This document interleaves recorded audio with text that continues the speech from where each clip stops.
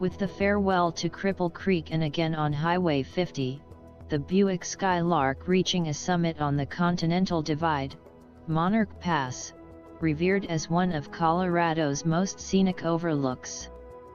The Wilsons halting their progression at the Visitors Center, which included a gift shop and small restaurant.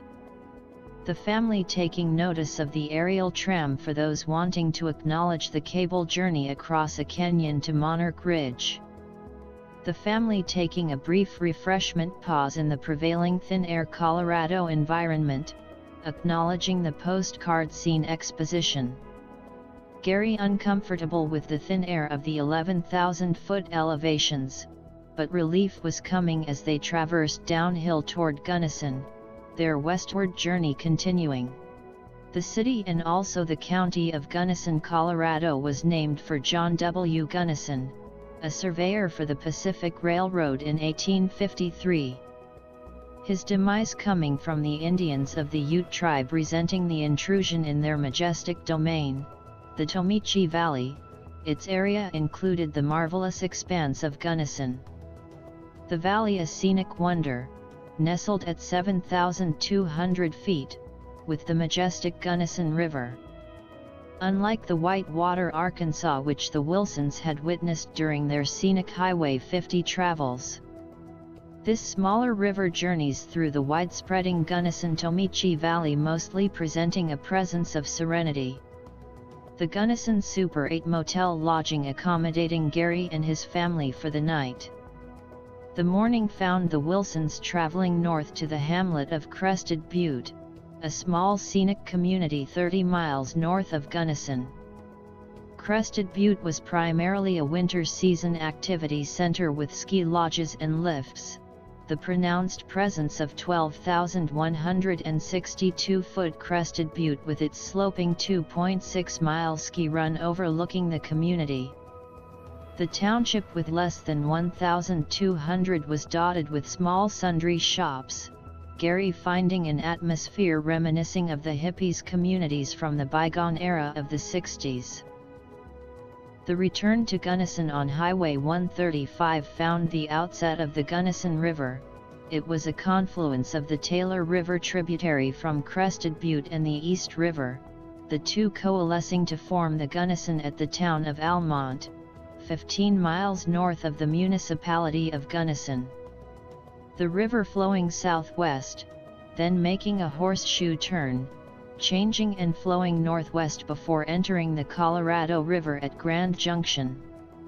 Jan and the kids mentioning the numerous river rafting enterprises along the river on the return from Crested Butte, Gary getting the message, deciding to stop and inaugurate a new experience, river rafting.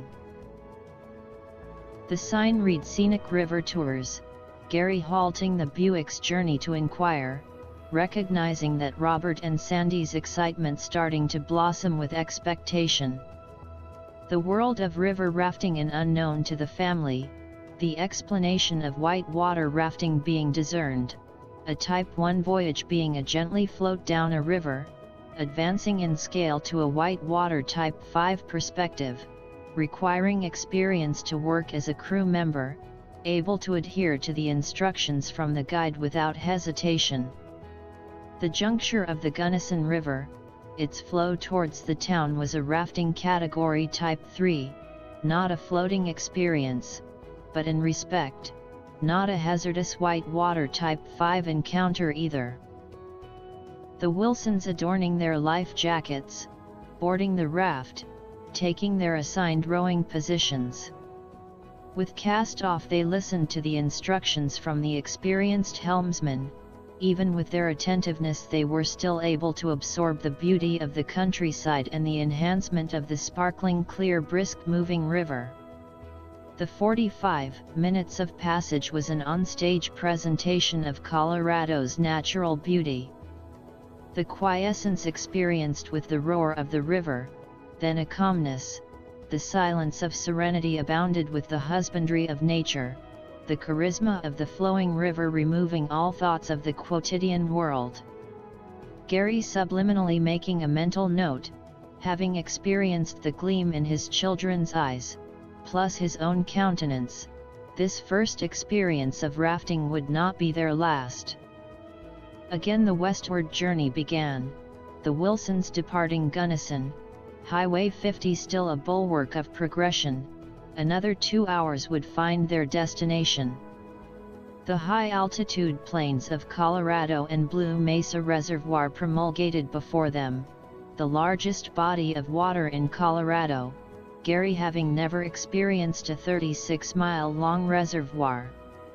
The highway paralleling the seemingly endless body of water, its presence but a brief pause for the flowing Gunnison River. The roadside sign read Black Canyon National Monument, its designation further north. Gary hesitating, a curiosity, filing a thought for another time, a possible inquisition on the family's return to the plains of Kansas.